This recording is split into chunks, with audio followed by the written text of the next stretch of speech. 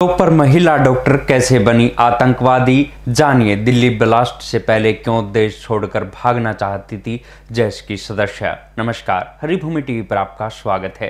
आज हम आपको ऐसी चौंकाने वाली खबर बताने जा रहे हैं जिसने देश की सुरक्षा एजेंसियों को हिलाकर रख दिया है। एक हाई प्रोफाइल डॉक्टर जो कभी टॉपर थी, वो कैसे खूंखार आतंकी नेटवर्क की मैडम सर्जन बन गई। हम बात कर रहे हैं डॉक्टर शाहीन सईद की, जिसे दिल्ली ब्लास्ट से जुड़े तारों के कारण फरीदाबाद से गिरफ्तार किया गया है। जानिए पासपोर्ट वेरिफिकेशन से लेकर टेरर नेटवर्क के खुलासे तक इस डॉक्टर की दोहरी जिंदगी का पूरा सच।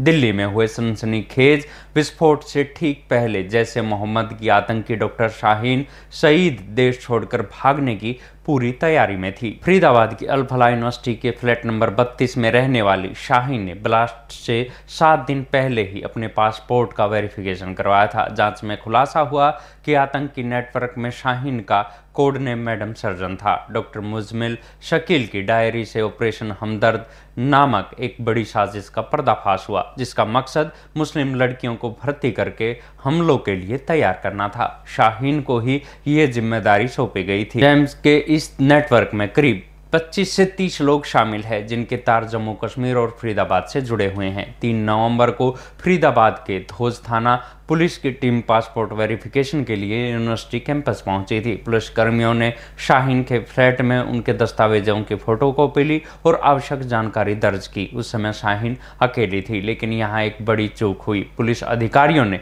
इस वेरिफिकेशन रिपोर्ट को एक रूटीन प्रक्रिया समझकर प्राथमिकता नहीं दी और इसे समय पर जमा नहीं किया गया। इसी चूक ने शाहीन का देश छोड़ने का रास्ता रोक दिया। दिल्ली ब्लास्ट के बाद जब उसके फोन और दस्तावेज जब्त किए गए, तब वीजा आवेदन की अधूरी फाइलें सामने आई। रिपोर्ट समय पर जमा न होने के कारण डॉक्टर शाहीन फरार नहीं हो सकी और उनकी गिरफ्तारी ने पूरे आतंकी नेटवर्क को उजागर कर दिया। डॉक्टर शाहीन सईद का अतीत उनकी मौजूदा छवि से बिल्कुल अलग है। लखनऊ की रहने वाली शाहीन ने प्रयागराज के मोतीलाल नेहरू मेडिकल कॉलेज से MBBS और MD किया। वो एक प्रतिभाशाली फार्माकोलॉजिस्ट थी और UPSC क्रैक कर कानपुर मेडिकल कॉलेज में असिस्टेंट प्रोफेसर बनी थी। मैट्रिमोनियल साइट के जरिए उनकी शादी नेत्र विशेषज्ञ डॉक्टर जफर हयात से हुई और उनके 2 बच्चे भी हुए। 2013 में लंबी अनुपस्थिति के कारण उनकी नौकरी चली गई और इसी साल उनका तलाक भी हो गया। उनके पूर्व पति डॉक्टर हयात ने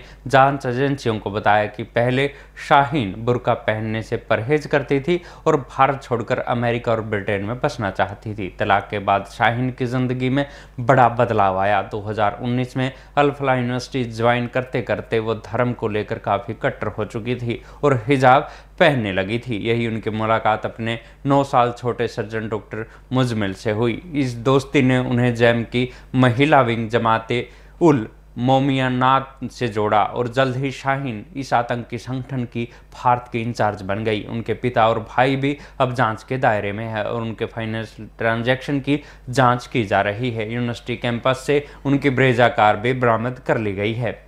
गिरफ्तारी के बाद NIA, UP, ATS और दिल्ली पुलिस की संयुक्त टीम डॉक्टर शाहीन को श्रीनगर लेकर गई है। पूछताछ में Delhi Bombay blast, terror funding और रेडिकलाइजेशन नेटवर्क के बड़े खुलासे हो रहे हैं। जांच एजेंसियां अब इस नेटवर्क के विदेशी लिंक की तलाश में दुबई के UAE इंटेलिजेंस से भी सहयोग मांग रही है। डॉक्टर शाहीन की राष्ट्र विरोधी गतिविधियों में संलिप्तता सामने आने के बाद इंडियन मेडिकल एसोसिएशन की उत्तर प्रदेश इकाई ने तत्काल प्रभाव से उनकी आजीवन सदस्यता रद्द कर दी है। फरीदाबाद पुलिस ने पुष्टि की है कि संवेदनशील मामले की जांच एजेंसियां कर रही हैं। डॉक्टर शाहीन का यह सफर दिखाता है कि कैसे शिक्षा और प्रतिष्ठा के शिखर से कोई व्यक्ति कट्टरपंथी विचारधारा के जाल में फंस सकता है। ये खबर सुरक्षा एजेंसियों के लिए एक बड़ी चेतावनी है। इस खबर से आपको क्या लगा, हमें कमेंट बॉक्स में जरूर बताइए।